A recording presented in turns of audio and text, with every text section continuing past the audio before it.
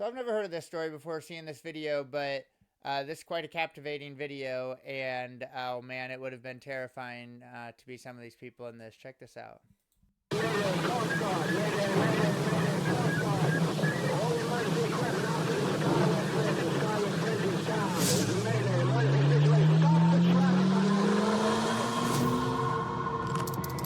It's May 9th, 1980. A huge bulk carrier vessel is heading eastbound through Tampa Bay's shipping channel, bound for the Port of Tampa.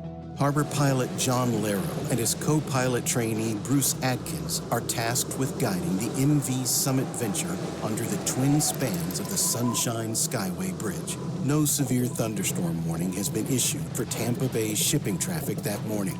But the latest advisory from the National Weather Service was already several hours old, and the conditions in the bay were starting to deteriorate. Above them, 35 people are crossing the bridge, unaware of what's about to happen in front of them. At the entrance to the bay, control of the ship had been handed over to harbor pilot John Lerro. This was standard procedure. Large vessels transiting Tampa Bay were required to use local harbor pilots, experienced mariners who knew the channel's ports and hazards. To reach the port, the MV Summit Venture has to follow a marked path through the bay, guided by a line of navigation buoys and pass beneath the bridge. There was almost no room for last-minute course corrections, and at 609 feet in length, she needed nearly a mile to come to a complete stop in those worsening conditions. Despite the conflicting weather reports, harbor pilot John Lerro holds course. At the time of its opening, it was one of the largest bridges in Florida. However, the Skyway had a critical vulnerability. The bridge was built to withstand the weight of traffic, but it was never designed to absorb the impact from 20,000 tons of steel. It lacked a proper structural pier protection system. The plans did, however, show 3 wooden pile dolphins on each side of Cut A channel to protect the main shipping lane piers. But by 1980, they had either rotted away or been destroyed and were never replaced. The concrete columns stood in the water completely unprotected. And Lerro himself wasn't a stranger to trouble. Records showed he had been involved in several minor maritime incidents during his 42-month tenure as a Tampa Bay harbor pilot. Yet none of those prior incidents had truly tested the bridge. Through all of them, Lerro had never been found at fault. That was until now. At 7:20 a.m., the Summit Venture was inbound through Mullet Key Channel, with Lerro at the controls, steering for the bridge opening. As the rain began to pick up, he reduced speed to half ahead and kept adjusting course to compensate for wind and current while staying aligned with the channel markers. But without any warning, at 7:23, a line of intense thunderstorms struck Tampa Bay. The storm contained a rain squall and powerful winds, undetectable by instruments at the time. Rain intensified with such ferocity, creating a solid wall of blinding rain, dropping visibility to practically zero. The timing couldn't have been worse. The bridge was completely obscured by the rain.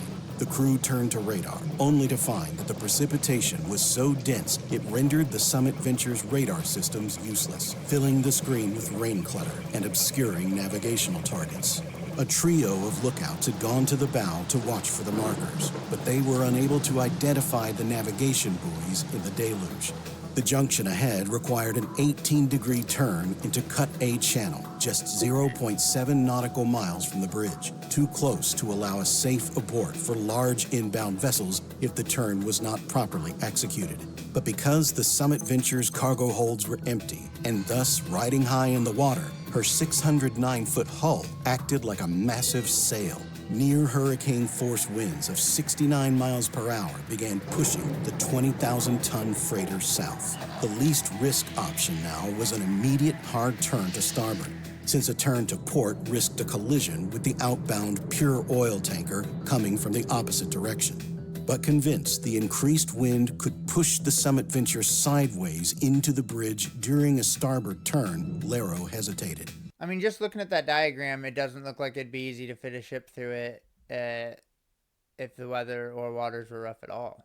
I would definitely not try it. Then, when the buoys briefly reappeared on radar and the lookout called one off the starboard bow, he attempted course corrections to realign the ship instead.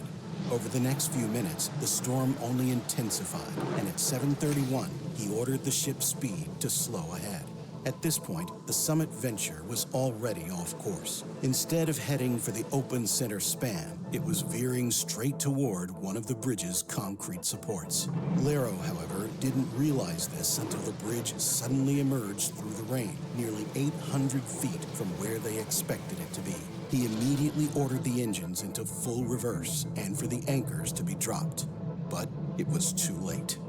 The bow of the MV Summit Venture struck Anchor Pier 2S of the southbound span of the Sunshine Skyway Bridge at 7:34 a.m., triggering a catastrophic chain reaction. About 1,297 feet of the southbound span collapsed into Tampa Bay, pulling a pickup truck and 2 other vehicles down with it. Up on the bridge, drivers had no idea the roadway ahead was gone, and there was no immediate way to warn them.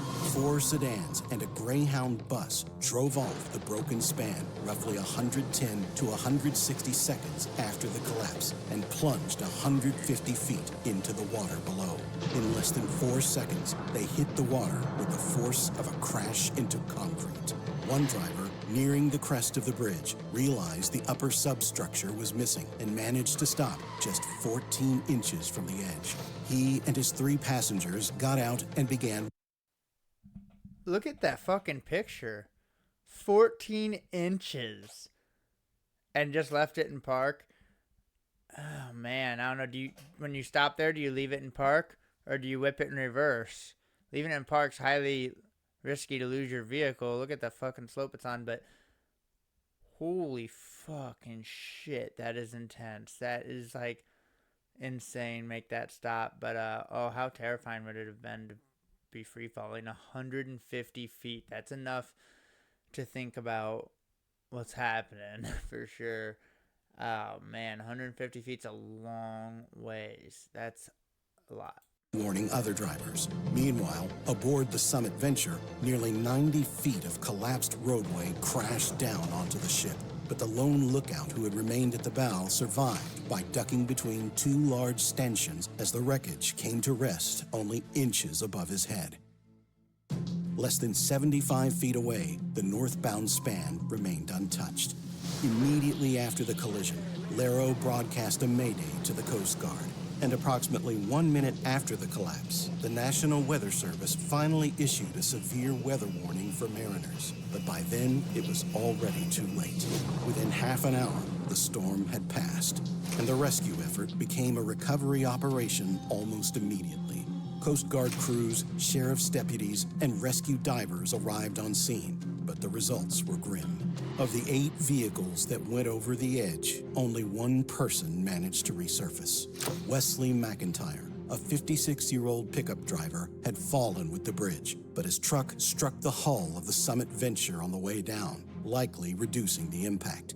He managed to escape the sinking truck and swim to the surface, where the crew pulled him to safety. The other 35 people who fell from the bridge were still missing.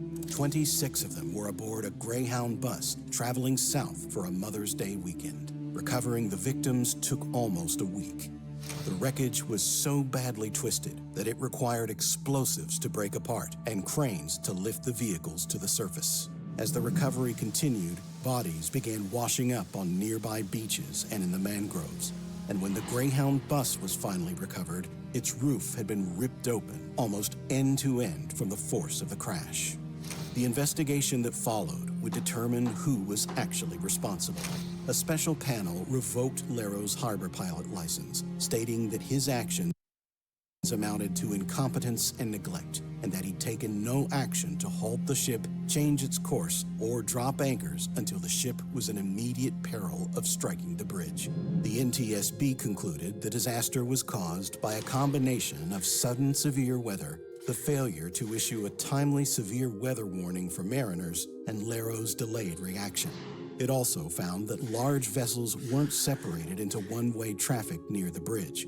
But what made the collapse even deadlier was the lack of impact protection around the bridge piers and the absence of a warning system for motorists. But Lerro appealed and was reinstated, cleared of negligence, and criminal charges were never filed. The investigation also noted that he had received favorable weather reports from other ships in the area. Even so, Lerro never forgave himself for what happened. Wesley McIntyre, the only person who survived the fall, later sued the company that owned the ship and settled for $175,000 in 1984. He carried the weight of being the sole survivor for the rest of his life and died of bone cancer in 1989 at the age of 65. Construction. Okay, well, yeah, there's a lot of blame to go around, definitely, but the pilot, or the one driving the ship, like, definitely has the most blame to go around. Also, I'm not real clear on he carries the weight of being the only survivor. I think he was the only one in the pickup truck, so all the other people that died, like, it definitely sucks, and you feel there's a little bit of a weight, but I don't know if I would state it like that. Um, but yeah, that is pretty crazy. I guess we'll see what else. On a replacement bridge began in 1982, and the new Sunshine Skyway Bridge opened in 1987. It was built with massive protective concrete dolphins around the piers, a wider channel, and a warning system designed to close the bridge in dangerous conditions. Yeah, that's good. They made some updates. There's definitely um, blame that can be thrown around all over the place, but the one that was in charge of driving that ship should have halted it as soon as things were getting a little sketchy. I don't know if I'd throw him in jail, but yeah. Anyway, please subscribe. Leave your comments with what you think, and catch you on the next one. Bye.